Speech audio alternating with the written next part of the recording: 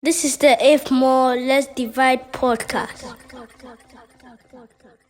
Yo, guys, welcome to season 3. Season 2, season 1, they are all gone. With a round of applause. Sprat. Well, go on, B. Chai Fred, welcome back. Right now we hit record, so Yeah, do over. Yeah, Charlie. How far? Have you know? What are your expectations for season 3? I'm excited actually. I missed Yeah. this recording a little bit, so I feel like season 3, we've talked about a lot. Yeah. We have some growth. 21 episodes deep for That was season. crazy. Chai, that was crazy. But even for season 1, we went 20 plus. Yeah, 20 but for season 3, guys, we have to put it out there. It's 12 episodes. Yeah. Maybe plus 1, a bonus. 12 episodes. Because, Charlie, we get life. Yeah, We have our lives to take care of. It seems we have a life, Charlie. So, yeah, we are going to do this, and we thank you for rocking with us through and through till now. Charlie Fred, who do we have on this episode? You shut up, giddy, giddy, giddy. I don't know what she But I just, I found out when I checked the IG that we have some mutuals. Oh, So okay. I was going to text them and do concern, but they are planning fufu party. Yeah, so I don't I know. actually texted. Is texted a word? Yeah. Because for this person, Charlie. Charlie, we have to be on Sharks point. on set. Charlie. Sharks on set. Sharks So on I set, actually messaged a friend of mine who, linked me to her, and was like, Charlie, as part of the podcast, we want to surprise our guests with some questions. So do you have any, any info to give us? So we surprise her. It's like, hold on, let me call a friend. Gets back to me, Charlie. Even the normal things. No, Yeah. no. But I mean, I know we are going to pull some. I'm already feeling energy, so Yeah, I feel Charlie, like so, we're even the surprise elements Yeah. dope Yeah. because yeah. we're going to do a discovery on our own. Yeah. Guys, ladies and gentlemen, viewers and supporters, help us welcome Penny. She's a trainer. Not the kind of trainer, Not the kind of trainer. not Pilates or Yeah, exercise. But she is a trainer, and we are going to find out more. Charlie, shouts. Yes, sir. Penny, what's up? I'm good. How are you? We are chilling. We are. Yeah, we are. It looks like it. Fred and myself, this is season 3, and Congratulations. thank you so Thank much. you. Thank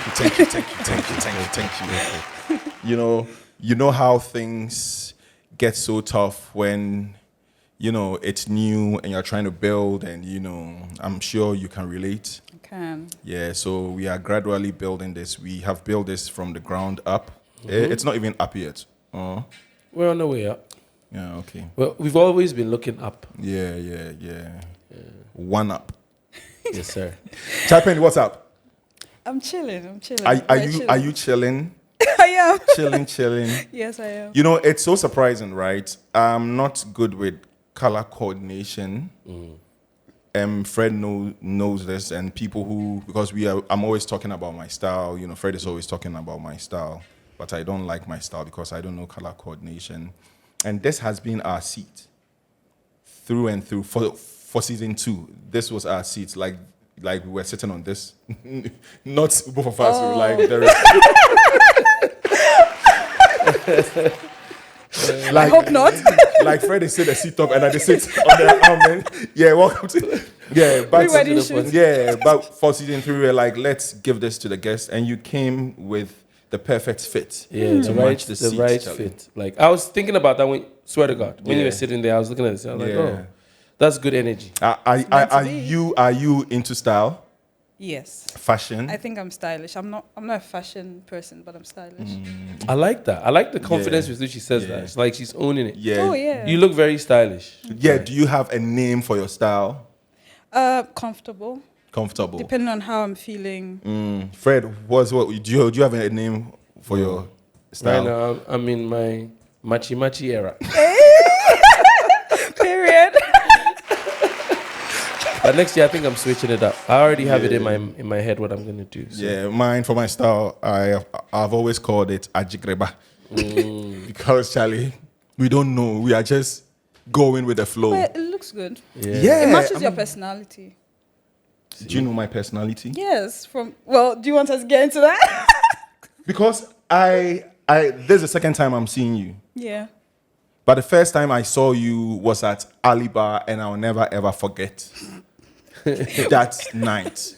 Did she the wild out or you the wild out? No, me, you know me, cool guy standing at the bar, you know, and and I saw a friend of mine, shouts to Danny, and Danny was with friends, and Penny was one. Okay. But one thing that struck me was her hair. Oh. You know, I used to keep an afro. Okay. And I have a thing for hair. Me too. And hair. I love when Charlie, especially black women. Yeah. wear So I their was staring and I was staring and I was staring, and I think at a point in time she saw that I was staring and she started frowning. That's why you're staring. Like who is this guy staring? Like who is this guy staring? And you know me, shy guy. I went to Danny and I was I know him or I don't know him. So I was like, oh, Penny, then maybe you know him. I was like, then I went to, hello, please, I like your hair. Is that your hair? yeah. Please, can I touch? Yeah, I was like, hey, is that your hair? And then, yeah. Oh, wow. Cut to the chase. I saw someone post this, you know, is this thread? No, Twitter is thread. Yeah. Slides on Instagram about a school lunch. Right. Like the sword, is this sword? No, that thing where they cut. Oh, yeah, sword cutting. Yeah, sword cutting, you know, opening the school. And then I saw this same person. I was like, that's her. Then I quickly went to her page and I realized that Danny, then I messaged Danny and she said, Charlie, we thank you for coming through for the pod. Thank you so much for having me. Fred, this time for season 3, I'm gonna do you that honors. Hey, Charlie, is it right? You have the honors to ask the first question for season 3. So I want to ask the shark a question before we continue, because before I ask the real podcast question, but you said something about sword cutting. Yeah. And it's SOD, right? Yeah, SOD. Not sword. So like kids at home, when I was young, I was confused. I thought it was sword. SOD. No, but thinking about it, right? In English is quite funny because it's like you are using a knife to cut something. Scissors. Yeah. So it's sword, but they are like, nah, let's be special. Let's spell it SOD. But I think it's an abbreviation for something, if I'm not mistaken. Or it has. I have no idea. Oh, okay. Well, before we go too far, if the shark says she doesn't know, let's go back to. I know it's SOD, but I have no idea. Okay. So, Penny, how are you? I'm good. Welcome. How are you as well? Chilling. You're an exciting person in a very different way. I don't know if people know exactly what you do, but I want you to tell the people what you do. Yeah. Okay. Can you list it, please? I mean, I am currently running an organization called African Center for Technical Training. We are empowering young people with alternative pathways to succeed. And we're training, basically equipping and certifying artisans across the continent, starting in Ghana. Okay. Oh, wow. She went straight into CEO mode, by the way. Guys. I don't know if you guys recognize. Yeah. She was chilling, tell people what you do. I was like, wow, that's very on point. But I mean, I was excited when I saw that, because a lot of us complain about that experience with artisans. So kudos to you. But that's we will come to what you do first. Let's take things lightly. Right. Your surname. What's your full name? My full name is Penelope Brooke Thompson. Mm-hmm. Penelope. Yes. I was saying Penelope. No, it's Penelope. Oh, okay. Sorry. I was saying Penelope. I get that a lot. Yeah. Really? Penelope. They're like, it's envelope. So why isn't it Penelope? So Penelope. Yeah. Penelope. Penelope. Hey, Pipis. Okay. Penelope. And your Thanks for surname, coming. Wow. Yeah, we thank you for coming. You did just do that. We thank you for coming. So your surname, where is it from? Fanti. Oh, you're Fanti. Yes. So you are full Ghanaian. Yes, I'm Ghanaian. It's tricky by Yeah. blood, but by citizenship, I'm Dutch. Oh wow! So you can go easily when you don't want to be here again. Hopefully, I never have to go. Oh, so did you grow up here or you grew up in the Netherlands? I was born and raised in Amsterdam. Yes. Oh wow! Really? Never knew this. What was your experience like growing up there? My experience. So I lived with my mother. At the time, she was doing a couple of shifts. And so what I remember is my upbringing was very structured and organized. Like, I was in a community school, a Dutch community school. So I would walk to school. But in the morning, because my mother would have already left for work, so she would leave like cereal, milk, stuff. I'd make breakfast. I'd walk to school. And then by the time I came back, I would watch TV. The TV automatically went blue at a certain time. Wow. That reminds us of us. Blue. Ours was multicolored. Yeah. And she would leave like a pen and a paper by the telephone. So if she received any call, I would pick up the message, I'll write it down. Because chances are probably by the time she's back, I'm sleeping. So it was very, very structured. There was time for play, time to study, time to have fun, time to visit family. And where was your dad then? My dad was in Italy. So my dad lived in Padova. So in between school, I'd go for summer in Italy. But my dad was a fun person. My mom was the serious, structured person. My dad was a fun one. So think of football games, nightclubs, shopping. Yeah, he's the guy. Yeah. Wow. So are you more like your mom or your dad? I think I was very fortunate. I got a very fine balance of the two. It looks like it. I fit everywhere. Yeah. So at what point did you come back to Ghana? My mother just one day shipped my little brother and I. So somewhere in the early 2000s, she brought us back to Ghana. My brother had just been born, and I think she needed to focus a bit more. So we moved to Ghana. She had made a decision that we would come back eventually to help build our country. So she came back as well later. We're living in Kumasi with my grandma. She came back later, and she set up like a school first. No, building and construction materials. At the time, she was the only woman in Kumasi selling those things. So like iron rods, cement, and coal. The way there is money in that thing, eh? Charlie. There was, yeah. Crazy. Yeah. And eventually she transitioned that business into a school, the building into a school, creche to junior high school, and then she started investing in real estate. But then, we're living in Kumasi with my grandma, and she gave me a whole other side, because, with grandmothers, I think that's where I came out of my shell, because with my mother, I was a bit more reserved. But my grandmother pushed me, like she was getting a lot of fans at church. Hey, So I was playing the trumpet. I joined the girls' brigade. Wow. You played the trumpet? Yeah, I played the trumpet. I played drums as well. Is this your I just did maternal everything. grandma? Or? Yeah, my maternal grandma. Okay. My paternal one had passed. Okay. Yeah. Your story, your coming to Ghana story reminds me of my homie, David Kwamina Bolton. Oh, I worked with David. Yeah. At s03? Yeah. Yeah. Because David came to Ghana and straight to his hometown to become a chief. Right. And you came to Ghana, never lived in Accra. No. To shape you small. You went all the way straight to Kumasi. Yeah. How was the change like for you? Was it different? Was it similar to what you were? Was it similar to what you had in Europe? No. But I found it fun, and my little brother especially found it fun, because here we were introduced to like Charlie Wote, it will get torn, he still wants to wear, he go and catch fishes in the neighborhood with the area boys. He had a lot of fun. For me, I think church did a lot for me. I didn't like going, but my grandmother forced me to go. But it really broke me out of my shell.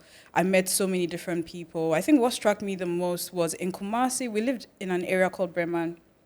which is close to another place called Swami, where a lot of people say Swami, Mazin. It's like the Silicon Valley for mechanics.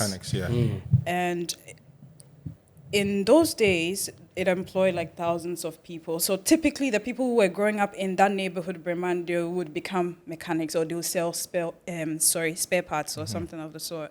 But then I went to school in Holy Child and... Okay. So from those of us who went to school in Cape Coast sort of broke the cycle, if that's what I would say. Yeah. Nice. So talking about Holy Child, right? And looking at the time that you came to Ghana from Europe, I know when it comes to parenting, most parents, want to train their kids at that fundamental age or at that young age in Ghana, because apparently the training here is better than in Europe or in Asia or in the wherever. And also what I know is stubborn kids who are over there causing problems. Yeah, they are shipped here. Yeah.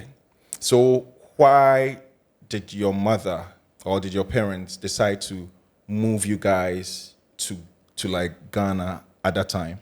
I think my mother knew she was going to move back here to settle and then like start a business and all of that. And so she needed to work and then like amass wealth. Is that the word? Around the clock. Exactly. So she wouldn't have had time for us. Yeah. Whereas my grandmother, she was more than happy to have us. So that was one. But then I definitely think the training bit was two as well, that she wanted us. I was very reserved, but I think having a son, definitely he needs to be home. Yeah. It may have been a bad decision because my grandmother was more than happy to have a son around, like a grandson around. So she spoiled him. Usually they brag, with us, with their grandkids. Hey, I have grandkids. Yeah. For like you, my grandma shaped me in a way. She always forced us to church and all that. Even though now I'm not religious, my grandma especially trained me, taught me my colors, my numerals, alphabets, everything, rhymes and all that. And cooking. Exactly. Me, Thank you. Mine was about cooking. Yeah. But how did your environment, especially Swami, Bremen, but which was next to Swami, shape you? It did too much for me. Especially coming out of my shell again. Because, my mother typically didn't want me to go for like camp, the church camp. So we'll go to outside Kumasi for like 4 days. And then you go with your mattress, like a student mattress. You sleep there, you pray, you fast, you praise, all of that. My mother didn't understand the concept because like, why is my mama daughter doing all of this? Yeah. My bougie daughter. But my grandma ensured that like, I was able to participate in all of that. So there, in our church, I'll be forced to like do sword drill. This time, the actual sword. So they'll mention like a Bible verse, and you have to figure out which part of the Bible the chapter is, and exactly where it is, things like that. I would do a lot of like choreography at church. I would do a lot of pretty much anything you could think of. A lot of the people who were in Girls Brigade at the time, the women, they were learning to play the drums. There's one called tenor. It's the easiest one to play because it's just like kong, kong, kong, kong, kong. That's all you do. I was playing like the snare drum, like what the guys were playing. I pushed myself to learn the trumpet. I pushed myself to learn the piano. So it really like broke me out of my shell. That's also where I learned to engage with guys a lot because most of we had the Girls Brigade and we had the Boys Brigade, and the boys were more in the musical team. So that's how a lot of boys see me as their bro, Danny and Cole. They literally think I'm a bro. That's where that came from. Yeah. Right. You were saying something about your mom knowing early on that she always wanted to move back home and therefore she was prepping the path. Did you ever ask her what was the motivation for that? What was driving? No, I actually never asked her. I never did it. Okay. Do you think you know why? I mean, I see it now because when I look at the other side of my family that's still there, it probably will take you a bit more longer to establish yourself now if you have to move back, right? But my mother at the time, when industry was now budding in Kumasi or even in Ghana, people are now getting into entrepreneurship a bit more, not like the business of buying and selling, but building a business from scratch. And that was probably the prime time to start building wealth in the early 2000s. So her school, for example, she's been running since 2003, so it's exactly 20 years now. And there's a running thing people say that if you can run your business in Ghana beyond 10 years, you know you've done it because you would have seen anything at all. And she's averaging around 650 students every year. So wow. It's not a joke. And people from all over the world. When I was in Kumasi, they were like Asians, Americans, Ghanaians. Which level?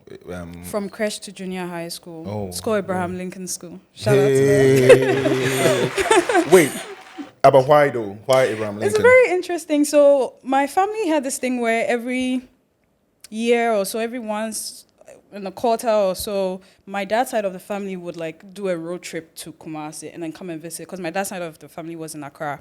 And so like 4 or 5 of my uncles, they'll ride together in different cars. They'll just come over. We'll have a lot of fun. So one of those nights when they came to Kumasi, the lights were out. Shout out to ECG. Yeah, shout.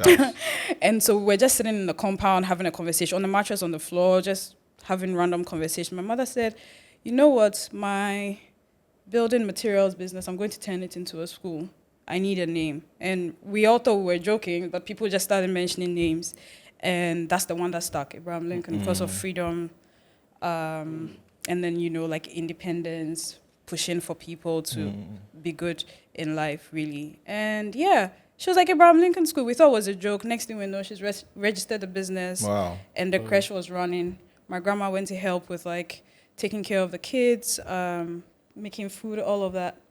Next thing you know, some 7 years down the line, it's a full-blown school that employs so many people. The reason why I was asking about what her motivation was, especially because of the climate of the country right now, protests and whatnot, I feel like there's a lot of patriotism that's, you know, at the time circling around us now. People care about this country. People love this country. But for your mom to be thinking at the time, I want my kids to grow up here. I want them to build the country. Yeah. I guess I'm asking or probing, as there's so many regular everyday Ghanaians, those who've taken to the streets, that love this country, and maybe they don't get a spotlight put on them or their voice heard. So kind of like trying to get a peek into your mom's brain or what her motivation was for trying to help, you know, younger people and even her own children be a part of what we can call our own Ghana. I've realized that you were so into the church as a young, you know, woman growing up. Shouts to your grandmother for that. You belong to different groups or sects in the church. You know, you said the Girls Brigade and such. At what point in time did you start coming to the world in quotes? If you have, like, at what point in time, like, did you? I've always been very grounded just by virtue of my training. So the world is a bit of a stretch. But I am also, as I said, my dad was the fun person. So my dad even owned a nightclub. Hey. So in Ghana? Yeah, in Ghana. So in uni, I started, was it uni or no, it was senior high school. In Holy Child, I started enjoying more music, more going out, all of that. And he encouraged me because he wanted to be aware rather than for me to hide it. So if I wanted to, let's say, see my boyfriend, my stepmother would be fully aware. She would organize the car that would take me to go and see him, and then they'll get me back. They'll get me back. Levels. Levels. Girls. We had to do Samai. What's Do you know Samai? No. Let me tell you. Samai is, we don't have money, but we still want to go and see this girl. So what we will do is we will take a taxi to the location. But right before we get to the location, we will drop. Oh, God. And then we will tell the taxi driver that, hold on, I'm seeing a friend here. Then we will move and never ever come back. Oh, my God. That was Samai. Yeah. Ghost. But you had to, you were the chauffeured. driver. Yeah. Oh, wow. So you are from a rich, family. When I was growing up, both parents were doing very well. Thanks for being honest. Yeah. I mean, I appreciate that. There's Thanks nothing for wrong being with that, honest. Charlie. Yeah. Go hustle your own. So your kids to go contact some. They were doing really well. Sometimes. Or else you go explain tire. Yeah. So for me, right, with what Fred said, for me, right, I had the best of things until my mom passed because I never knew my dad. And what I want now is to give my kids everything that I didn't have or everything that I wish I, had, yeah. I don't. Fred too has. Fred is from a very very wealthy family too. That's what he's saying. But he didn't get it on a Silver platter. Yeah. We've been in the streets before. Yeah. Still in the streets, Yeah. collecting the coins. Same. Yeah, you got to. Yeah. And I wanted to get to that because I think all of us, to a certain degree, have privilege. Yeah. But I think when people don't contextualize it, it's like just because you come from something, a comfortable place, it doesn't make you any less hardworking or ambitious or that your challenges are any different. So can you speak a little bit on that? Like coming from that, your parents doing... So well. for my dad, even today, if I visit him and he only has one bed, he will sleep on the floor and give me the bed. That's the kind of person he is. Wow. He's so kind. Everybody has nice things to say about him. But my mother, you will work for everything you get. If she has to pay you, you have to work. So when I was in my national service, I mean, if my mother owned a school that had over 650 students, there was no way that I should have ever taken Chocho in my life. But from my mother's school was in the Buakwa, and then, so that's like when you're going outside of Kumasi towards Sunyani. And I was in national service as a teaching assistant at KNUSC, which is when you're going towards Accra. And imagine, those are two separate sides of Kumasi, right? But I would take like 3 different Chocho all the way to Tech every single day and come back.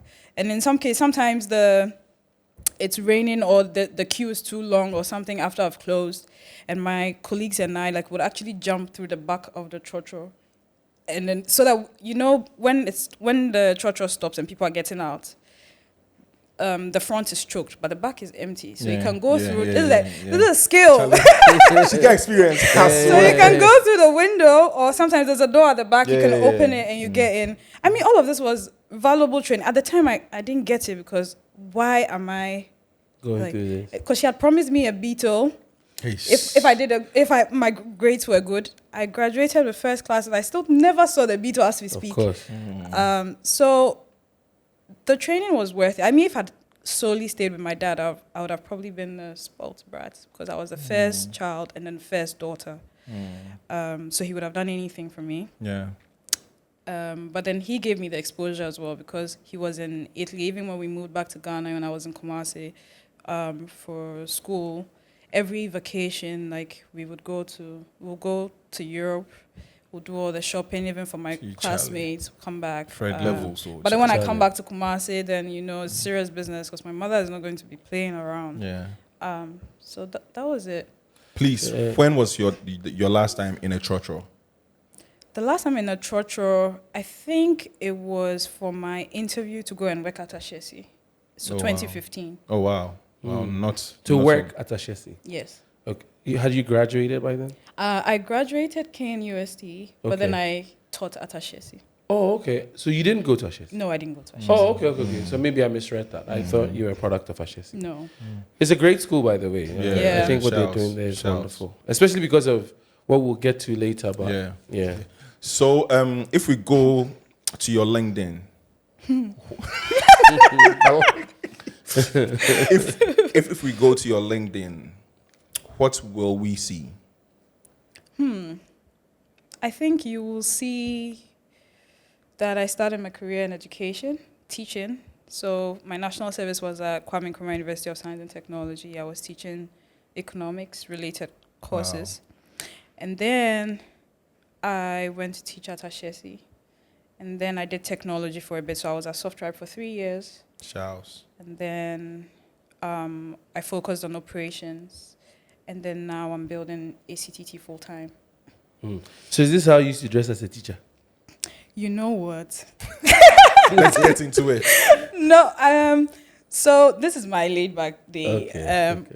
My workwear is usually a shirt and pants or a blazer and pants. I'm more of the pants person. Okay. When I was growing up, my mother, even today, she's always in a shirt and either jeans or pants. So I think I sort of got used to it. And heels. She's always wearing heels, even if she's on a construction site. So I got used to that kind of dressing. So Yeah. talking about style, I went onto your Instagram. I didn't know whether to follow or because once I followed, you would see and then these guys are trying to find things to ask. But there was this post that you made of a friend's wedding. Okay. And you were in like chai suit, full on suit, right? And one of the things that really, really made me smile was you were rapping verbatim, word for word, right? Yeah. How are you in tune with the sound?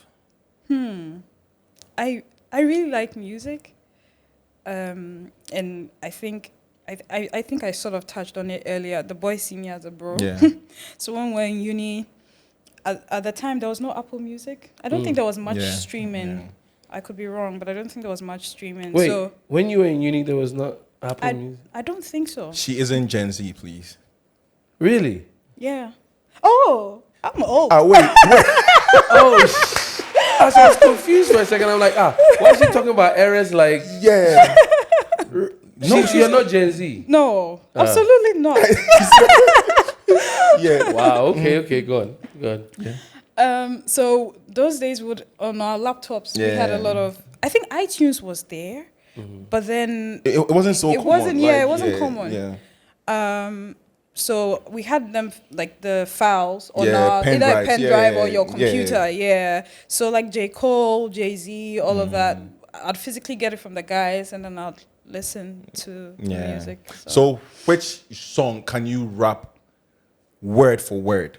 I'm sure A lot of them, yeah. But Like one. but mostly of the- Jay-Z. Jay-Z. Yeah. Once you said, have you seen Excuse Me Miss video? Yes. You know the girl on the elevator? Yeah. Yeah. Has anybody ever told you? Yeah, I get Okay. that. I get that. Yeah. Okay. What's your favorite Jay-Z verse? Shout out Hove, by the way. Yeah, shouts. We will get you one day on the podcast. Yes, sir. I think still nigga. What's the word? The song. Still, dun dun dun. Yeah. On What's it called? 4. Yeah. Black nigga, white nigga. Yeah. I know the song. Well, for me, people know my favorite song of all time is from Jay-Z. Which one? Never change. Never change. Never Yeah. change. You know Yeah. that song made me cry. Yeah. And Fred too is a Jay-Z fan. Ooh, Yeah, I'm in good yeah. company. Yes. Yeah, we all Jigga fans. Now let's get to serious business. Your school. Yeah, it's one thing. For us, we have fun on the podcast a whole lot, but we also talk about serious business. And we always salute people who are doing amazing, not just for themselves, but they are altruist. Like they think of people. Yeah. So before we get into it, we want to give you a big shout out. Bra. Thank you. Thank you, guys. How did this concept come about? Like, was it because of Swami? Like, did someone at Swami, fail you? How did you up and stand and when, like, I'm going to do this school? Yeah, it's a lot of different influences, but so when I was in school, I was a typical back of the class person. Like, I sit at the back, even though just you were quiet. shy. Yes. Hey, so now you you cut off guard. Oh God. So I sat at the back, and until like maybe in class we would write a paper, and they would mention like the people who did really well. And of course, my name was always a problem. So Penelope, the name, they'll always say, so how do you pronounce your name? So it become a conversation. So that's how people noticed me in class. Other than that, I'll just be in the back, quiet. And so right before I graduated, in my final year, so I always had like good grades, but not great grades, because I had a very balanced life. Like, I was having a lot of fun, and I was as well doing good in class as well. But then one of my friends, that's the person whose wedding I went for, Fred, he said, you know what, he was doing electrical engineering and he was already in the first class. So he was telling me, you know what, just get first class just to say you got it. And I was like, all right, bet. So the way cumulated weighted average works is I was already around 60 something. My weighted average was around 60. And I wanted to move to like 70. And so before I could move to first class, I would have to clock a lot of 80s and 90s. If you want to do it in your final year, you would have to clock a lot of high scores to move.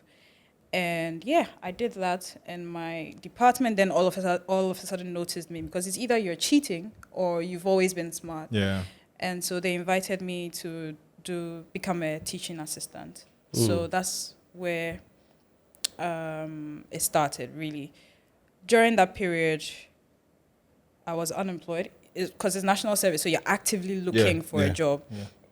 And a lot of opportunities were coming up, like at the banks and all of that. My colleagues and I would apply. They'd call everybody for aptitude tests. They would never call me. And because I also thought I was so smart, I would apply for like Unilever, Nestle's, Vodafone and Co. They'd call everybody. They'll never call me. I became a bit more humble. Started applying for like receptionists and local companies and things. Wow. You're hilarious. I still never got a call. And then, finally, I just got a call from Ashesi one day. It was actually the only call I ever got to come for interview. And the person I was dating at the time gave me 100 CDs to use as like the bus fare to Accra, from Kumasi to Accra. And then from there, Churchill, that's why I was saying that was the last time I took Churchill. So Churchill to Kwabinya, and then drop in to go up the hill, or taxi to go up the hill. But anyway, so while I was looking for a job, like I graduated as, the top 1% of my class, and it took me more than a year to find a job. So within that period, I was supporting my mother with her school and her real estate business. She had started investing in constructing houses, and she started interfacing with the artisans a bit more, as was I. So then I realized she was always frustrated, always complaining. So then I realized, okay, maybe I should speak to them a bit more, try to figure out how they get their training in the first place. And it still happens today. They usually get it by the traditional apprenticeship method. So you see like a local carpenter by the roadside, you like the beds he's made, you think you want to learn from him. You have no idea how he got his training either. And then you give him some money and crates of eggs and beer and whatnot, and then you train with the person. But then I was in public sector university, and even in my class, like sometimes we're like 200 people. I'm at the back of the class, the lecturer has no microphone, so I can't even hear what they're saying. And so if at a university that's the quality that was going on, I can't imagine what a local master is teaching the artisan. And some of my friends, like Fred, he was studying for electrical engineering until he graduated and went to do his master's in the States. He had never, like engaged practical training before. So at that point, I was like, okay, I think I can do something about this. It was in the back of my head, but I hadn't made any action. So when I went to Ashesi, is where I got exposed to a new way of teaching and learning and culture. Like, we really cared about our students. The class size was maximum of like 25. We cared about finding them internships. We cared about them having like practical skills. So we did a lot of case studies. We did a lot of business simulation games, all of that. So in the business class, they were actually building businesses, right? They knew exactly what they were doing. Whereas in KNUST, like, you couldn't even see your lecturer. It was, the access was limited. But at Ashesi, for example, when I was teaching, I'd have to have contact hours, I think, on every Friday. I think it's about 4 hours or something. And the students, one-on-one, they can come and see you. You discuss their issues with them. This is Ashesi. Ashesi, yes. Yeah. So then I figured, this Ashesi, like the great things that Ashesi is doing in terms of culture and in terms of teaching and learning, I could inculcate that into what I wanted to do for the artisanal training. So at that point, I knew I wanted to do it. And then I spoke with my head of department, shout out to Mr. Spiel. He encouraged me, sent me like a business model canvas where you start to like draft, put all your ideas on paper. And one of my students then told me about the Soft Tribe job. So I moved on to Soft Tribe. And there I realized how technology was just making everything so efficient, right? We could run payroll in a matter of a few hours. We eliminated ghost names, whereas before, it took a long time for them to run payroll. We were doing the Ghana Water project. Now people get their bills through SMS, email. You can pay your water bill by mobile money in about 16 banks. That was our project as well. Oh, wow. Shout. So I was the project manager for that. And whereas at first you'd have to wait for like 3 months before you got your, let's say, January bill. You get your January bill in April. Yeah. We could now blast SMSs to about 600,000 customers in a matter of like 5 hours. Wow. And the customers wanted to pay. It's just that at first they didn't even know the bill wouldn't come early and then they couldn't pay. So now people were paying, things were a bit more optimal. So I realized, okay, what I want to do, I could leverage technology as a tool as well. And at that point, I knew I was going to do this. So in 2021, in October, I got COVID. And I actually thought I was going to die. Wow.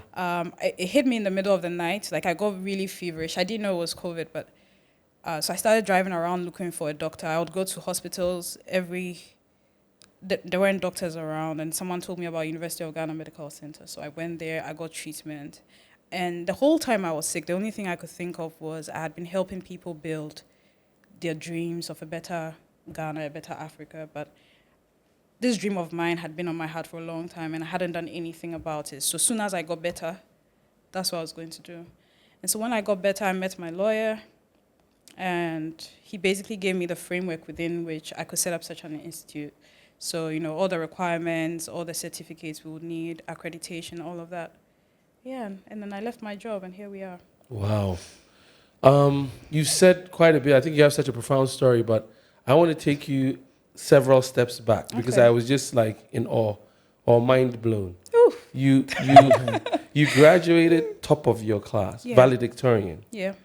And here you were sitting a year and not getting calls back. Yeah. How did you deal with that? How did that make you feel? Like, what was actually going on? Did you ever find out why no one was calling you back? I don't want to get spiritual, but I think it was God's plan, honestly, because I can't explain it. I knew someone at Vodafone who was working at Vodafone, and I remember when we put in I think it was a Vodafone leadership program or something, when we put in the application, I actually placed a call to the person to say, please, can you check on my application? He said, the application never came through. Shoot. But all of us applied, so how did mine never get there?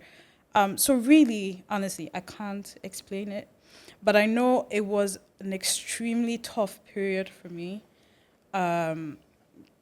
Mental health, at the time I didn't know what mental health was, but I know, like, I felt like I couldn't contribute to society. I felt worthless.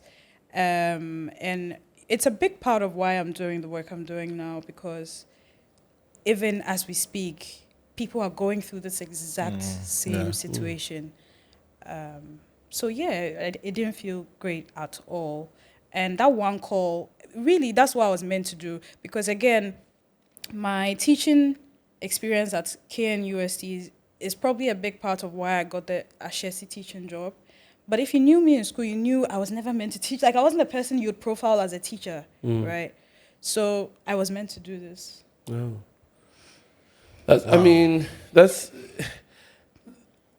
just, because I'm just trying to put myself in your shoes where you know you're brilliant. You've done the work. 'Cause another thing that intrigued me was the kind of company you're keeping. This Fred guy, my namesake, shout out to all the Freds. But I mean, him telling you, go get it, is that has to be somebody that knows you. And says, you know you're capable, stop bullshitting, go get it. So that you don't have to ever regret it, because you're going to be like, how's your relationships? Like, how do you find your relationships around you, friendships and whatnot, beneficial to your trajectory of what you're trying to do? So I think I've been very fortunate in my relationships, in the sense that, for example, when we're in school, how I got to experience a lot of the fun part of me was because of one of my friends she's called Katie. She's a makeup artist. Kalada, shout out to Kalada. Shout out to Kalada. Kaladata, yeah. Okay. So she's Nigerian. And in school, you know, my school fees, I wasn't a fee-paying student. So at the time, my school fees was probably 400 cedis for a year. But she was an international student, so they were paying a bit more. And that means scholarship, guys, right? Yeah. Sorry? That means you had a scholarship or No, something? I didn't even have a scholarship. Like, that was the true fees. I didn't. It was very, because it's public sector, so it was very affordable. Right. Okay. And I remember she was running a hair business at the time. Hair that, honestly, even now, I probably still come by. But she built a business. Those days, it was just BlackBerry Messenger. She built a business on BlackBerry Messenger where she had customers who were in, like, Lagos, Accra, Kumasi. She was sourcing the hair from China.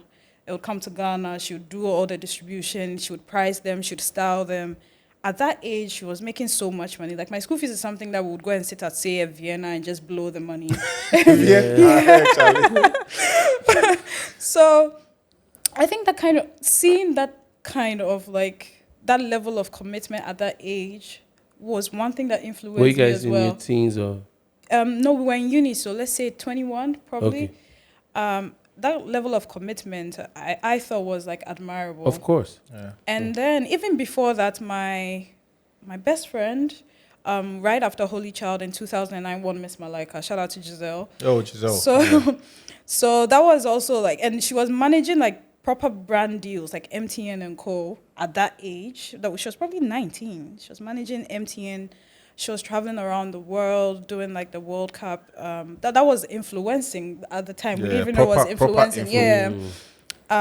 So I saw that as well. And of course, my mother, who I saw her build the business from the ground up. So there were so many people around me who it just looked like, okay, if they can do it, I can do it as well. So you worked on the billing system, right? Yeah. How challenging was that? So for me, and also, what was your role? So I went to Soft Tribe as a project manager. Just when the billing was about to kick off, the project was about to kick off, and I left there as the chief operating officer. Now, for the billing project, it was crazy because basically we're working around the clock. I don't think there was ever a time that I closed around 7 p.m. A lot of my relationships were even strained because of that. Get to work by 8. Sometimes we stay throughout the night because it hadn't been done before. And so we were iterating, we were making mistakes, we were learning, but we were delivering. That's important. So for me, I was coming from Ashesi, and I was doing part-time at Ashesi, and I was used to structure, like organizational structure. Soft Tribe was like, it wasn't as structured. So when I got into the company, I had to bring in the structure. I learned a lot because, again, I also didn't have any tech background at all. I didn't have any IT or technology background. So I remember my very first meeting, and I had asked for a lot of money as well. So the CEO had warned me, we'll throw you into the deep end. I bet. So the first meeting was like some integration call with Access Bank, and basically making Ghana Water's solution talk to Access Bank so they can collect from there. And they were just throwing words around like API, I had no idea what was going on. I was so lost. I was just writing them down. And once we got back to the office, I went to sit by the lead engineer, and I'm like, what does this mean? So he would give me like some tips, and I'll go and read more on the internet. So, but I caught up quite early. Probably in like the first 3 months, I was because you are smart. adjusted. Because you are smart. Yeah. I had adjusted, and then we delivered the project. But yeah, this was a nationwide project, so it wasn't easy at all. Have you done anything that you knew that wouldn't work, but you still did it because of the money? No, I'm not that person. I don't even advise younger people to do that. I believe in asking for money, like especially as a woman when you're getting an employment contract, like actually negotiating for better terms. But I don't believe in doing anything just for the money, because actually what I'm doing now, I've never been. The word is not broke, but I've never been like in this position before where I'm earning less. Yeah. Like I've always been growing in terms of my finances, but now I'm very humble. You were also part of the digital address, you know. Yes, that was my last project. Would you say that was successful? Yes. Considering where it came from, the first version that was done, which wasn't by the consortium I worked for, the first one was just a digital address, and it was political. But this one, I think, on top of that, we can leverage for, like the emergency services and all of that. Because now there's a house number, there's a street name, there's a QR code. There's a lot more detailed. Yeah. Having said that, I mean, I think they also didn't quite think we could deliver, like, in the ecosystem, because a lot of people had tried to address the country over a period, but it wasn't happening. So even when we're asking for the street names, they weren't quite forthcoming in bringing them from the districts. But when they realized the plates had arrived, everybody caught on. So that was great. And in 2021, the Vice President, His Excellency Mr. Baumia, was speaking at really UPS. At you, Fred, come on. at UPS. And at an event at UPS, I think it was one of their congregations or whatever it's called, and he said that the digital address system, the digital address, whatever, is this a system or you can call it a system. Yeah, was going to be completed. It was going to be completed in 2022. But personally, I'm not seeing it. Right, I am into tech. But I still don't have a digital, address for my place. You don't have a plate here? No. Okay. Yeah, and I move around a lot, right? And even in Abri, where I'm from, people don't know their digital address systems. Like I've been to the northern region, Upper West. Like I move around it a lot, and so I don't know what it meant by to be completed by 2022. Yeah. We're in 2023, right? Yeah, we're in 2023. We're in 2023. Yeah. So, like, do you think we are, we can say, yes, I have a digital address? Like, Fred, you know your digital address? I do. If, what is it for? Like, I that's what I was wanting to ask. What is it for? Like, can I put it in an Uber and the Uber will come straight to my house or to my workplace? Without saying so much, I think it was meant, one, to identify. So as at the time I was leaving, we hadn't completed the project yet, but I believe we had done over 2.7 million houses. Now the idea was that that data was then going to be worked out between a platform like Google, Yeah. so that now you can directly just search for the address, Yeah. and then it will Yeah. lead you to the location. And then on top of that, things like, let's say there's a fire in your home, all of that having to say there's a blue kiosk, they Yeah. sell wache, would be avoided. So not just fire, but like all the other Emergency emergency, service, yeah. ambulance, all of that. So I think it's a project that will be will be done in different phases. But the Yeah. first phase was, can we identify all I believe there are 7 million properties? Yes, there were 7 million properties. Can we identify all the 7 million properties? Ghana? In Ghana. Okay. And can we address all of them? Once we've addressed them, like with the software, can we then put all the plates on the wall? So we have guys in the street. And it's also a cultural thing, because in some areas like Nima, they were actually chasing the guys out, because in their minds, once you put that address there, you're about to tax them, and they're not having it. So there are multiple cases where like they're chasing the guys away from the properties and co. So I think they'll phase it out eventually. Because this was launched in October 2017. Yeah. So I'm. The 2017, I think, was the very first one that's just the digital address. Okay. But this new one was just started in 2021. Yeah. It has the street name, street house number, and then the address. Okay, so which part of it? Because you're in education now, Yes. for all intents and purposes, and I think we have Mutombo is speaking to a culture of maybe not fully delivering, Right. or putting a system in place but not utilizing it for purpose for which it was made to do. And I think the question I want to know from you is, do you think that the government puts it sets let's say a goal. The goal is to digitalize all addresses, 7 million of them.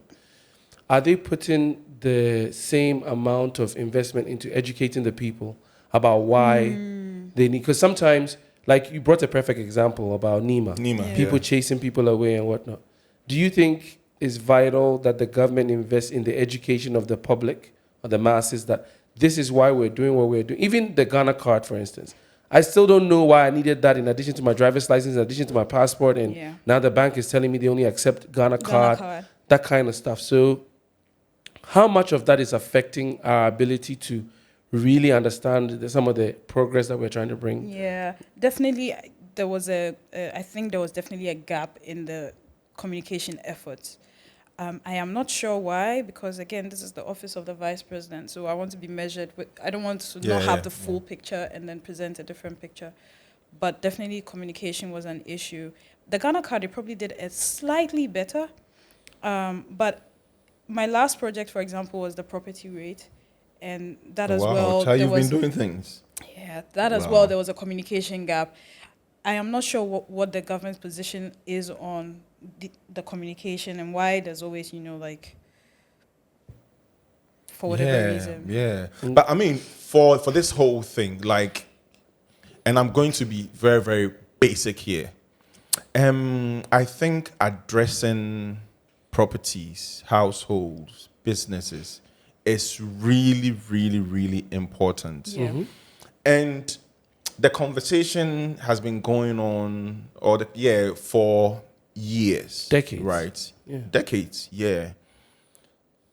What is the problem? Like, am I always supposed to come out of the house and direct someone? Okay, so what do you see around you? Okay, so do you see this blue kiosk? Yeah. So do you see a sand? Like, turn right. Like, what is the issue? If you reach the cocoa seller, you've gone too far. Yeah. What is the issue? Because if I'm in the States, anywhere I am, like, I have never, ever directed an Uber Yeah. Fact. to where I am. They come straight there. Technology is worldwide. Yeah. Google Maps is the same on someone's phone in Japan. Yes. So for Ghana, what is the issue? Before the street names, before you can even put the street name on the wall, the district assemblies are supposed to give you the street names. So if you don't get that data, you will not be able to do that addressing. Now, if you get that data, if you don't get that data, there are guidelines for creating an address. So they'll tell you maybe you can use popular politicians in the past, so like Patrice Lumumba, you can use them. Or they'll tell you can use like fruits, And then sometimes you can even put a name, which is a general name. Let's say you want to use J.J. Rollins. You can print a plate with J.J. Rollins. You put it in an area, and that area, all of a sudden, a chief will come up and tell you that we don't want J.J. Rollins here. And so all of that work is now gone. Meanwhile, when you wanted the names, you didn't get the names either. So it's very layered, like in different ways. But you also don't want to I don't think communication efforts, they also want to put it out there that, hey, these people are worrying us, these people are worrying us. Because at the end of the day, after you've put the addresses there, you need the entire ecosystem to support you for it to work. So it's layered. I mean... And even with the technology too, because so initially how they were trying to do it is people are going house to house to go and find the addresses. But that takes a lot of manpower. So that's why over the years they will never finish it. So what our consortium tried to do is leverage technology, so like satellite imagery, and then we numbered each house. But then after that, you send people after to do the mop-up. So when you get to the physical location, you'll be able to know that, oh, okay, this wasn't meant to be here, but this is meant to be here, etc. Yeah, like even in cantonments, for instance, one of the properties that I was doing, that street has been Fort Circular Link for like forever. And then we wake up one day, they've slapped Burnt Tree as the name of the new street without speaking to anybody in the neighborhood. So it's a bit like confusing. Yeah. But I want to contribute a little bit to what you've touched on. I think I don't think you're intentionally not saying what it is, but I want to kind of draw our collective attention, because there's a protest going on about failed leadership. I think us as Ghanaians are not realizing how fundamental the civil service is to the problematic leadership that they are complaining about. Like these civil servants or institutions, ministries, those people who are entrenched and there for like decades. Because government will come 8 years, you have your agenda, they'll spin your cycle, spin you. You can't implement, you start from scratch. It's more ways for these institutions to chop money, quote unquote, because somebody brings their own address system. They pay millions of dollars for this contract to be executed. Then the next government comes in, pivot, another contract. Oh, let's go and do another type of address. So if we're protesting, let's also be fully aware of what we're challenging. Maybe we should add the civil servants to our dissatisfaction, because look, the institutions, even DVLA, when you go, every place that you go to, it's crazy. Yeah, it's issues there, and those things cannot be handled by politicians because they're only in position for so long, and you can't enter every institution and lay down the law. It's the heads of these organizations who have to be held accountable. So maybe, I guess what I'm saying, passionately, accountable. Yeah. Is that as we're protesting, the American came in small.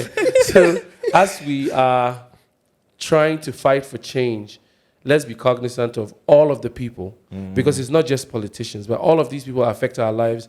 And it could come down to your mother needing an emergency somewhere in a Brie, and now they can't find. Now you're saying, you know, in the middle of trying to save your mother's life, imagine somebody tell, oh, blue kiosk, or I'm standing by the blue kiosk, I don't know where to go. All of these things can save lives, it can improve lives, and let's hold everybody accountable. Yeah. Fred, let me ask you a question. Why haven't you been to a single protest in Ghana? Good question. Very good question. So I'm always trying to be honest. So I'll be honest on this podcast. Yeah. That's what we do. I don't personally feel that my physical presence means anything. Not because so when I see you there, I'm very happy, because I think you need popular faces to join. I'm not popular. No, you are a public figure. I'm not a. You are like you are known. You're a poet. You're known. You're an artist. You need a clap at this point. Yeah, you have. Thank you. You have some. I saw a number of people actually very happy to see you and repost you, but my contribution, I've always been politically minded, but my contribution, I've always wanted to be financially supportive. So I'm prepared to support small, But me going there physically, I be fiero. I know I make some kuti can carry me, go put jail because I know say I go die that day because my temper no good. And if you are arresting me because I just want to express, shout out to everyone that's going out there, by the way, because the government, what they're doing was, I was getting afraid because suppressing the desire to express ourselves as, as citizenry, and they were trying to sit on it, was so dangerous to me. But anyway, I don't go because I don't think I can have the impact, and I will feel deflated if I don't have the impact that I think I could have. And that's why I've kind of stayed away. But I support protests. I think they make, with a plan, behind it. And after the protest is over, what are we going to do to hold these people accountable? I'm all for it, like Charlie. But I'm glad you asked me that. Yeah. I've been feeling guilty about it. And Penny, how difficult was it building the school? So building in terms of like setting up, but we didn't actually build. From like funding, and... It was hard. So I founded my institute last year in 2022, and I had a lot of promises in investment from potential investors. And so I went to find the property that I was going to convert to the school, all of that, started paying all of that upfront because I was expecting money by October. So I left my job in March, and then by October I knew I was going to get money. So in July, August, I found the space. I hired my first few employees, and we started actively doing the work. Now, they claim it's Russia-Ukraine war. They claim it's COVID. The economy was sad. Inflation, exchange rate fluctuations, all of that. And so basically all the people who had agreed that they were going to give me money were holding on to their dollars. It's like, oh, we're not sure what will happen this year. I don't think we want to give you money. So the biggest challenge was fundraising. Because I had saved money over my career that I was using to start, but that was supposed to feed me for like 2 years and just manage minor bills. But I had already gone to invest all of that into getting the property and whatnot, and now no one wanted to give me money. So the biggest challenge was fundraising, finding startup capital to really like get off the ground. So when the typical investor route wasn't working, then we started to look for partnering organizations in terms of their CSR budget. So we sent our deck to over 350 companies. And we only heard back from maybe 13.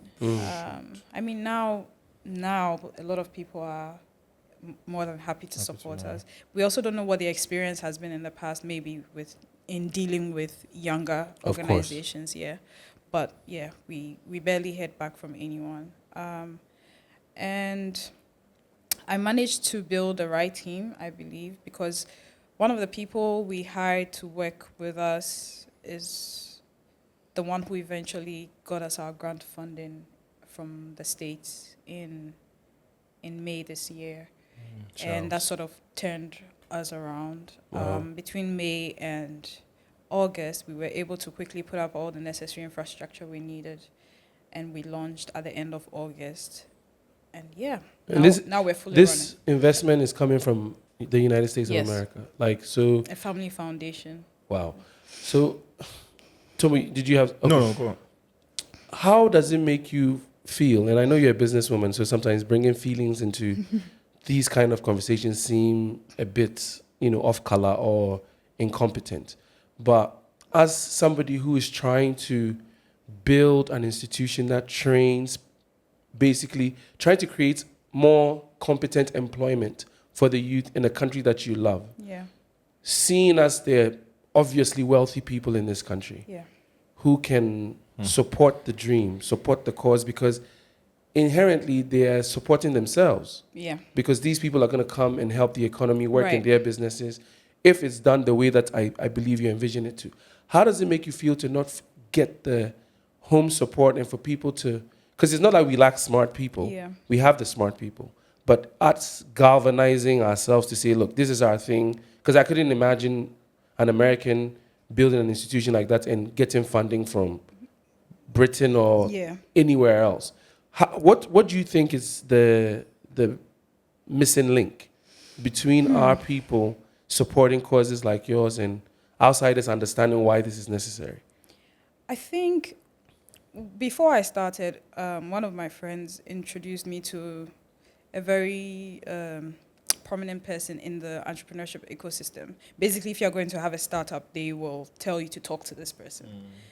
And he gave me some tips. He told me fundraising is incredibly hard. The no rate is 99.9%. So brace yourself. And after he gave me this advice, he never answered my call again. So he was preparing you for himself. I think recently my board chair and I were having a conversation over dinner, and he was telling me after our lunch, he was telling me he always knew we were going to get to this point, like we will hack it. But as to exactly how it was going to happen, he had no idea. Because typically, Ghanaians want to see that you have done it before they come on board. It seemed like an idea. I mean, it was an idea. I had built an idea in my head. I had a vision. I had translated that into, the documentation. So the necessary business plan, financial model, all of that for the next 5 years. But it still looked very, far away to people. They couldn't, see it happening. Because think about it. I mean, you're a 30-something-year-old young woman. Who do you think you are? Where are you going to get the money to do the project that you want to do? I'm still shocked that you're in your 30s, actually. But carry on. I Gen Z'd you. I'm like, this is a different kind of Gen Z, but straight Gen Z.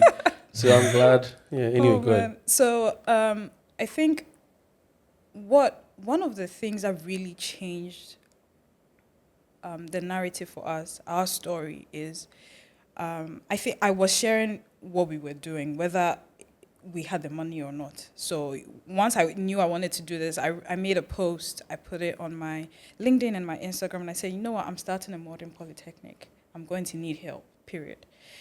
And so it moved me out of my immediate circle, because the post was going to India and all of that. I didn't even know, right? I would get a call and they'll say, oh, I work at MasterCard Foundation in India, and I've asked someone in the Ghana office to reach out to you. That sort of thing was happening. Wow. So it left my immediate circle.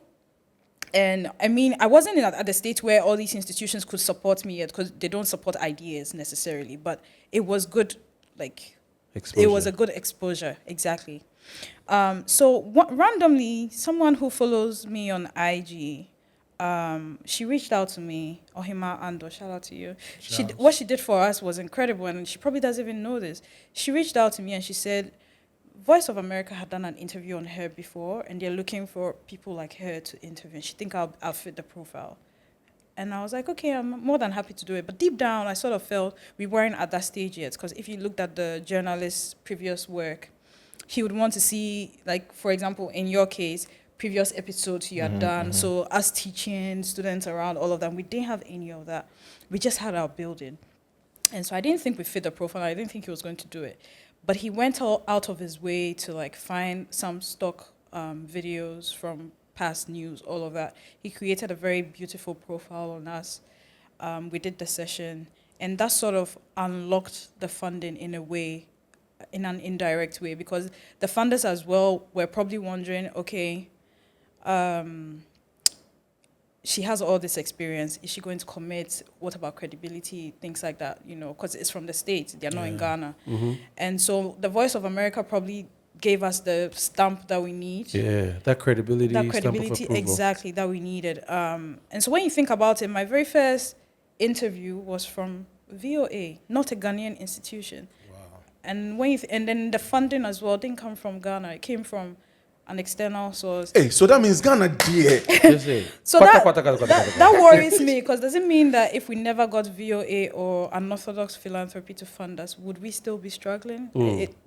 That's what I think about. Wow. So there's 1,000 questions I want to ask you, I'm sure, but the school. Now, what is your primary source of technical knowledge? I don't know if I'm asking, but I'm pretty sure you're very smart. You're figuring out, you already know what I'm trying to ask you. How are you putting the institution together to say, these are the standards we adhere to? Because in the little, I'm in construction, real estate. But the little that I've read in terms of, the rule books and whatnot, it seems like we have every rule in place. it's not being implemented. That's a Yeah. different story. So how are you going about, I'm going to go by these standards or those standards or yada yada? Like, what is it's that the artisans that graduate from your institution, what are they going to be able to say they are trained in? And Okay. So we're starting with demand-driven areas. So for the first program we're doing is plumbing. We'll start with more of construction-related programs. So we're starting with plumbing, a 6-month program in plumbing, so that we can test the market.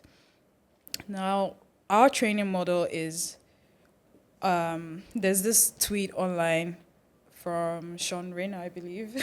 And then he says a carpenter was doing work in their house. Next thing they know, he's eating bread from their fridge. Who does that? that happens a lot. That thing happens, Charlie. So the foundation of our training is soft skills. Okay. We take you through things that the other institutions are not doing or your local master crafts person wouldn't teach you. So occupational health and safety, like an electrician is doing work in your house. He's not wearing the right safety gear. Yeah. He's touching the wires. Like, it's a mess. So we do occupational health and safety. We do quality management. We do customer service, because we all know that's a problem. They'll say they'll come at 10. Charlie. They won't come at all, and they won't tell you why.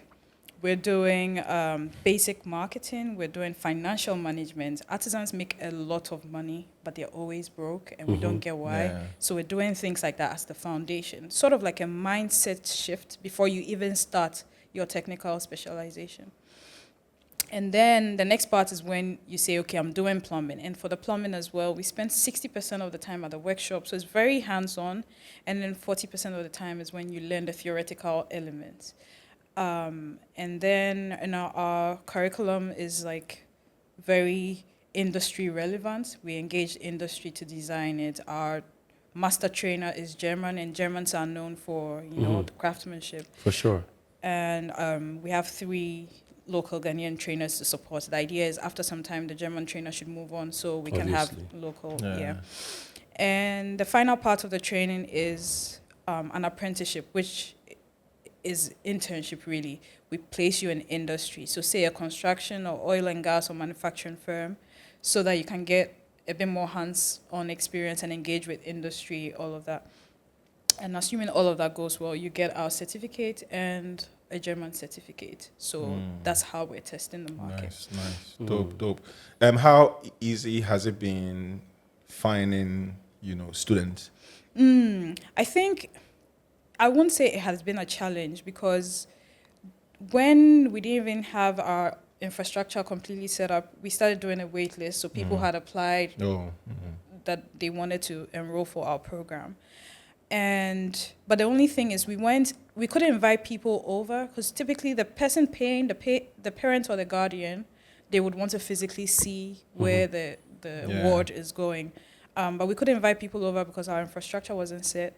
So once we launched on 31st August, now we were open for business. Of this year? Of this year, yes. Okay. So where are you located? In Adenta. Okay. So now people walk in, we get a lot of calls. It hasn't been hard. Do you have scholarships? Because I want to come through. I want to apply and come through. Yes. You want to be a plumber? I don't mind. Okay. Yeah, we have scholarships. Because Why are you shocked? I think Mutombo is thinking of a different kind of plumbing. Lay the pipe. oh God. Yes, we have scholarships. I mean, a big part of why I am doing this and my team is committed to supporting me is because we want to create access. Yeah. So, and access means different things, right? For me, when I was done with school and I couldn't find a job, we don't want it to depend on, this uncle knows the Minister of Information, so because of that, you get a job at the ministry. This, even when I was fundraising, it was like very cliquey. Yes. You have to know this investor who knows this person and all of that. We're trying to bridge that gap. Yeah. Democratize. Exactly. So the experience. Hey, Fred. Yeah. That's for Fred. No, I'm just trying to impress us.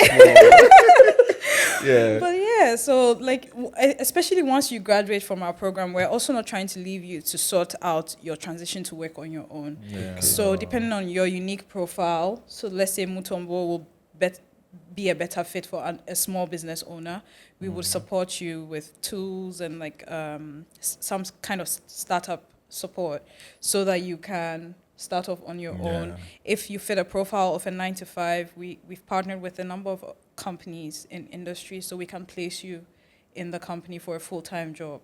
And of course, if you fit into gig economy, some people, they can't be entrepreneurs and they can't fit into a typical 9-to-5. They just want to gear up, show up, do their work and move. So we want to own our own mobile app where individuals and businesses can engage artisans on the app. Top.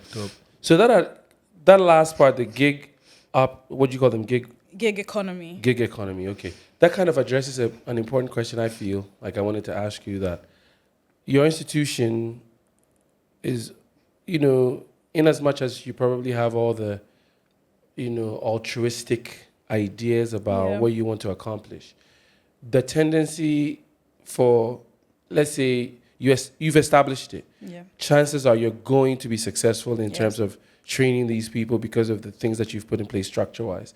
How do you hedge or mitigate against it becoming a thing where it's not really helping the mainstream, because that's where the problems are the most, and then filtering through the larger companies who actually have those standards anyway, but the common Ghanaian cannot access that kind of, like, I can't go and call Micheletti to come to my house to fix my plumbing.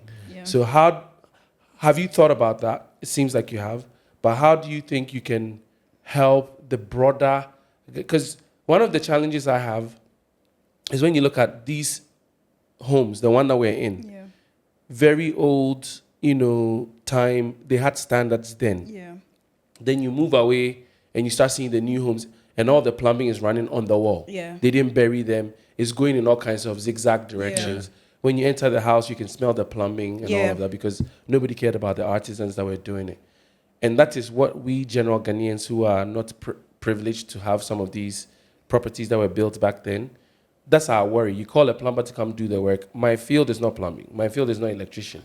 But I know that I don't want trunking on my wall. I know I don't want this. And then you get into an argument with them. How do you train people to go also into the mainstream where we, the people, can afford to hire them and not to lose out, because when they graduate the institution now, they have to go to the top.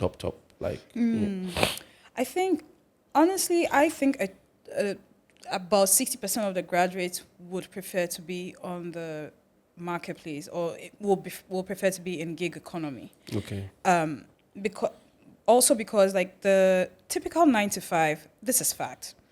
Even if you went to university, about 110,000 people graduate from university every year, and only 20% can be admitted into, I think it's actually even 10%, can get formal 9-to-5 jobs. The jobs simply do not exist. And Africa in general, we have a bulging youth population. So at some point, the typical 9-to-5 jobs, if someone doesn't probably pass, there's no way you're going to get in, right? Unless very new industries pop up, and then, a lot of companies pop up, and then now they can afford to like recruit more people. So we have to be creative about finding other ways for people to get decent jobs. That's why skills are very important. Now, in terms of so that's for going into like the big companies. But for us, we're training people. That's why we're giving all these initial foundation skills, so that when, let's say, this particular profile graduates, he's going to say, I am a professional carpenter or woodworker. For me, I want to produce en masse for, let's say, Orca Deco. And our job will be to broker that relationship for them so that they can produce very precise work and stock at Orca. It saves Orca this problem of import duties. Like last year, if you go to Orca, they no longer put even the prices on the table. All these furniture stores. When you go, I could go now, they'll say 25,000 cedis. Mutombo will go 2 hours later and they'll say it's 25,500 cedis. Yeah, because they're watching the dollar exactly. rate, So import duty is clearly a problem. So if we can train the artisan to be so precise, we are not only saving, like giving the artisan a source of livelihood, but we're also solving a business problem with import duties, right? So we broker that kind of relationship, which brings in the access. Or another profile may be, for me, I just want to show up to work and do my work, but I want to serve like low income, because they've been trained to know that, okay, this is where you decide where you operate your business. Do you want to be a luxury plumber, or do you want to serve like the masses, all of that? So at the end of the day, we'll get professional and skilled workforce, but serving so many different kinds of the market, and that will be the goal. What makes you happy? What makes me happy? On a lighter note, my bed. I just really like to be in bed, just rest and watch comedy. I think I've seen all of them. Modern Family, How I Met Your Mother, Office, like comedy is my thing. But on more of a professional level, I definitely want to, like help people get access, really. It doesn't have to be who you know, or you went to Ivy League, or no, like, there's a story. I went for lunch with someone that I used to work with at Ashesi. He's now in investment banking in the UK. And he told me that he grew up in La Paz, and the part of La Paz they grew up, a lot of people, again, either became like mechanics or fraud boys. And Shouts. Sakawa for the people.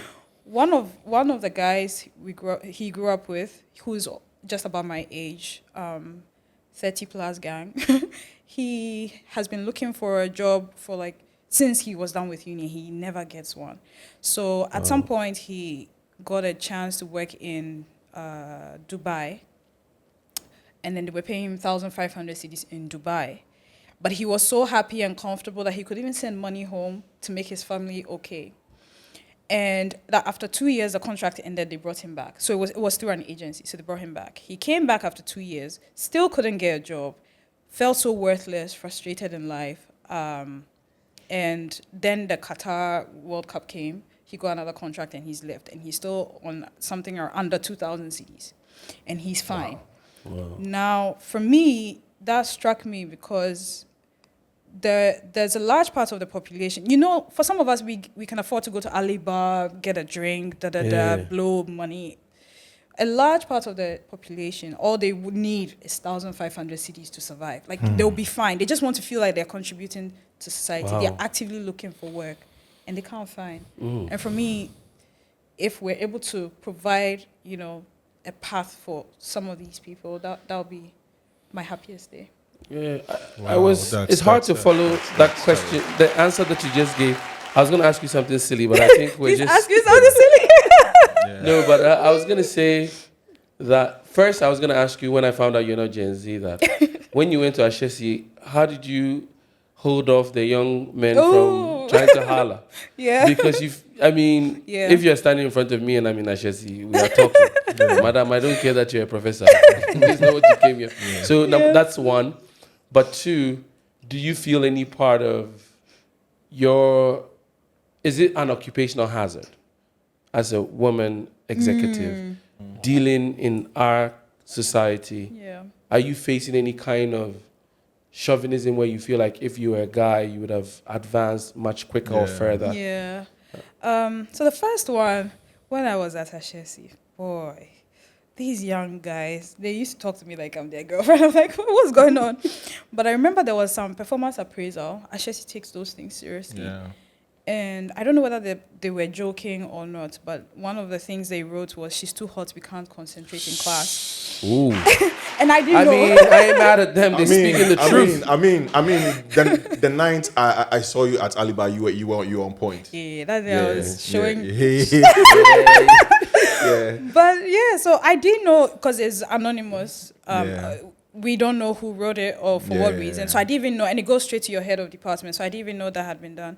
And so I'm just there one day, and the head of department says she sent me an email saying she wants to meet me, and I'm like, why does she want to meet me? But so I went into the meeting, and she was doing a lot of like small talk. How are you? How's your stay? Fidgeting. Yeah. So I knew she wanted to say something uncomfortable, and then she goes, I'll just put it on the table. We would rather the students listen to you than looked at you. I'm like, what? Because everyone knows I wear shirts and pants. Like, we knew people who were working at Ashesi who were like much thicker, wore like skirts, shorter skirts and stuff. I was never one of those people. So it came as a shock to me. But yeah, that How did you handle that? What did you say about Did you switch your style up? No. I was still wearing the same things, but like, what can I do? I just said, Kaba, okay. maybe you wear kaba. No, I really just said, and that's all okay. color. Yeah. Yeah, I really just said, okay, and then that was it. But that was actually my last semester there. Not because that annoyed me or anything, but I just got a new opportunity, and then I moved on. And in terms of the second question, I don't think I've experienced chauvinism, no, but perverts, yes. So when I was fundraising, at some point I was wearing a fake engagement ring. Like in some of my professional headshots, you noticed I'm wearing an engagement ring because like it was like clockwork. I mean, I know that I needed money, but I didn't need money that badly. So yeah, they'll hit on you. Sometimes we've gotten to the signing point and they'll make a joke like, oh, by the way, you know you have to have a kid for me before I can give you this money, right? Oh, yeah, wow. it's crazy. So yeah, that happened. But I started wearing engagement ring. But now people don't even care if you are wearing a ring. Yeah. So now that's what I was going to even say. Yeah. It became a thing where it was a smaller size, but there were still people who would hit on you because they felt like, oh, we both have something to lose. You're married, I'm married. Let's do this. The gangsters are gangstering. Yeah. So I mean, fundraising as a woman, first of all, as a black person, is already hard. Then when you add the woman layer, it becomes a lot harder. But thankfully, we've crossed that path because the most critical part is your first fund, right? Once you get that first one and you're able to demonstrate your outcomes, it becomes a lot more easier. So, earlier on, when you were talking about like the difficulty you went through finding work, you mentioned or said at a point you were depressed. Yes.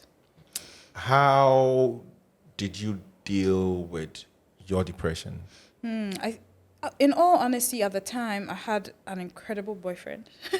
He was very, very supportive. So that helped. He understood exactly where I was coming from. And he just knew exactly how to support me. Wow. Yeah. What happened to him? Yeah, I was actually going to ask. Yeah. Incredible. That's a good question. I don't know whether the long distance, it wasn't really long. Well, it is. Because I was in Kumasi and he was in Accra. But I was about to justify my own running away from long distance. You're talking about Accra Kumasi. That a big girl like you can fly him in and out. Yeah, but at the time I didn't have money, right? But I think when I got a job to work at Ashesi, then now we were a lot closer. All of a sudden, we weren't like as close anymore, even though I was in Accra now. And that's really what happened. Yeah. Oh, wow. What is fun for you? For me, or what do you do for fun? I think just hanging out with my friends. And like even now, do you get a chance to have fun? Because it looks like you have so much on your plate. Honestly, now, when we're doing the construction phase of our project, like when we're building our workshop, I was always saying, oh, once the construction is done, I'll have a bit more time. And no, it's been crazy. It's about to get crazy, yeah. I didn't think of it at all, but now it's crazy because I even the time that I have to eat is on my calendar now. Yeah. Like everything. The moment I spoke with you, I put it on my calendar. Other than that, it's not going to work out. So for now, I don't have any spare time till after middle of October. So I don't get to do things for fun. But like if I really want to be crazy, on a Friday, even though I'm tired, usually Danny and Co, they have like somewhere that they just sit in someone's house. So I'll just drive there and just hang with them. But if not, we'll go out. Maybe and definitely Aliba. I support young owned. I definitely support Kojo Bakna. Shout out to Bakna. We're waiting for that afro joint. So do your friends look at you strange now, in quote? Because I'm sure you are not where you were like 5 years ago or 10 years ago. has that affected your friendship? That's one. Yeah. And two, how do your parents see you now? I think in terms of friendships, I lost very few of them. I just realized, like, when you're building, and this is just, I'll just throw it out there for anyone whose friend is building, a company. It's incredibly hard. And as a matter of fact, one of the ways that investors measure whether they want to invest in you or not is if you've been able to gather family and friends to give you something in the first place. So if you have a very close friend and they can't even, you don't need to give us money, nothing, but you can't even, like, you genuinely like the work, you should at least engage with the work on social media or something. Because how the algorithm really works is it will move it to your, your followers and all of that. So I have lost very few friends, but I think even yesterday on the panel, one of my friends said something. We went to Jamestown Coffee House for brunch, and as soon as we walked in, someone that I had taught at HSC met us, who's a mutual Teacher friend. Madam, please, good afternoon. And he said, "Oh my God, congratulations! Now you're like Patrick. Whoa!" And that's one thing that was scary. It's high praise, right? But it's also scary because, like, he's a model citizen. Shout out to Patrick. He's a model citizen. So I think my friend. So yesterday on the panel, my friend mentioned that's when it struck her, like, oh, Penny's really doing something incredible. So I think now they're noticing, because even when, like, if someone wants us to do something, like we have to go for dinner or something, I can't make it just because I have work. So I think they're noticing. But my mother, my parents, my dad is chill, but I think the relationship with my mother has heavily improved. It's more from a place of respect now, as opposed to you're my daughter. Because, like, I sort of did everything on my own, and then now, by the time she saw it, it was like a fully fledged institute. So she came for the launch. She's so happy. She's so supportive. She must be immensely proud. Yeah, very proud. Like, I think every single day on her WhatsApp status, I'm representing. I'm representing. Parents love that once you become. But it's a good thing. So, because for a long time, she was pushing that I should work for myself. She never got that I was working at Soft Drive, but she was always against it. And so, like, for her, everything that she wanted me to do in life, she probably sees a lot of herself in you. So, no, you finish and then I ask just one. No, you ask, because mine will fit, the last question. So, make it snappy though. So we are talking about you building a business, how excited or how difficult, how challenging it is. But the aspect that this is very selfish, because I'm in a place where I am so excited about my work, because I feel like just a few things locking in place and we're taking off, and my dream of being able to help people, which is my true goal, not the money, is going to, like, now kick off, and I'm going to be so busy, I can't do anything about it. Does your busy now feel good? Does it feel like I want to be in this space chasing after it, even though it takes me away from some of the other things I enjoy doing? I would rather do this than anything else. Yes, absolutely. It's very rewarding. Last question. Do you get emotional? Yes. Has there been a point during this conversation that you've gotten emotional? No. I saw it. I saw it. Don't lie. I swear I saw it. Yes, honestly, yes. But I wasn't sure whether it was a light, so I was getting emotional. Your eyes. Yeah. I was actually like, but she's keeping it together quite well. Wow. Charlie, okay. Charlie, we thank you for coming so much through the podcast. You have been a great sport. Wow, that was a good question, Mutobo, because I felt it. I literally felt it. Like, I saw it too, and I didn't realize that he was seeing it too. So that's good, and you acknowledging it that you felt it. Chai, we thank you for coming through for us for the podcast.